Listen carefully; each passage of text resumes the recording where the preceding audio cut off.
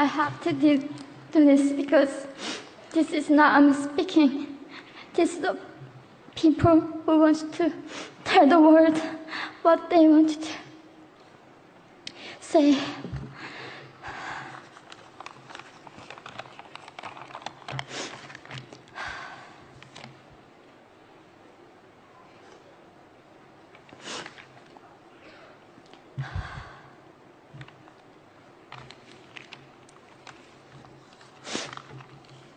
North Korea is an unimaginable country. There is only one channel on TV. There is no internet. We aren't free to sing, say, wear, or think what we want. North Korea is the only country in the world that executes people for making unauthorized international phone calls.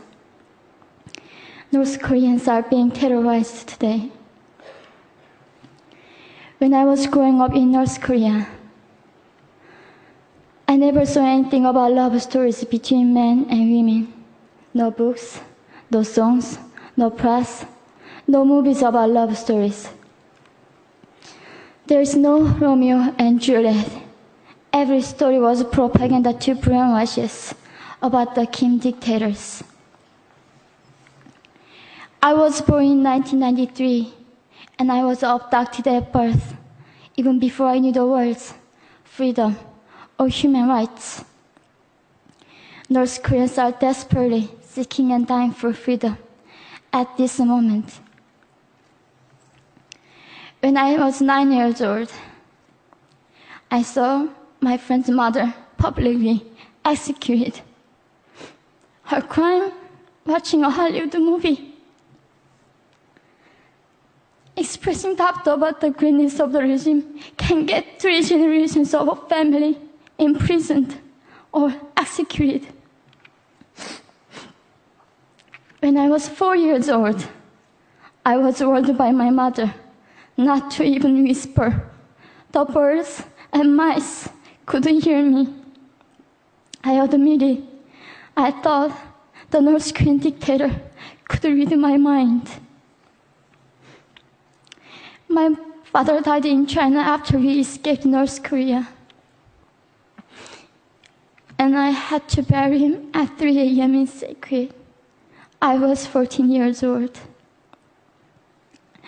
I couldn't even cry. I was afraid to be sent back to North Korea. The day I escaped North Korea, I saw my mother raped. The rapist was a Chinese broker. He targeted me. I was 13 years old. There is a saying in North Korea, women are weak, but mothers are strong. My mother allowed herself to be raped in order to protect me. North Korean refugees, about 300,000, are vulnerable in China. 70% of North Korean and teenage girls are being victimized, sometimes sold for as little as $200. We walked across the Gobi Desert, following a compass. When they stopped working, we followed the stars to freedom. I felt only the stars were with us. Mongolia was our freedom moment. Death or dignity.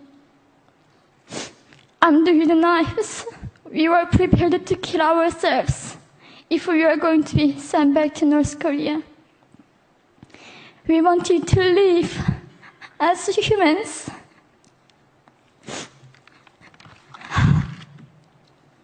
People often ask me, how can we help North Koreans? There are many ways, but I would like to mention 3 for now. 1, educate yourself so you can raise awareness about human crisis in North Korea. 2, help and support North Korean refugees who are trying to escape to freedom. 3. Petition China stop repatriation. We have to shed light on the darkest place in the world. It isn't just North Korean human rights. It's our rights that North Korean dictators have violated for 7 decades. We need governments all around the world to put more pressure on China to stop repatriation. In particular, Chinese delegates of One Young World can play a part by speaking up.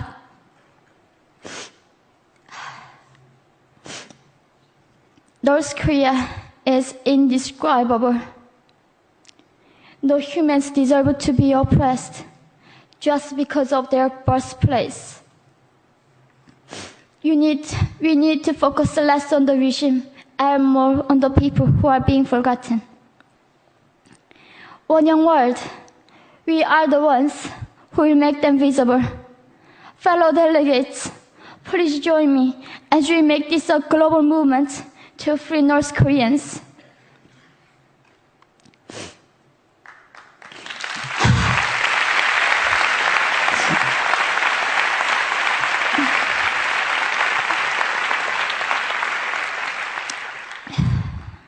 When I was crossing the Gobi Desert, scared of dying, I thought nobody in this world cared. It seemed that only the stars were with me. But you have listened to my story. You have cared. Thank you very much.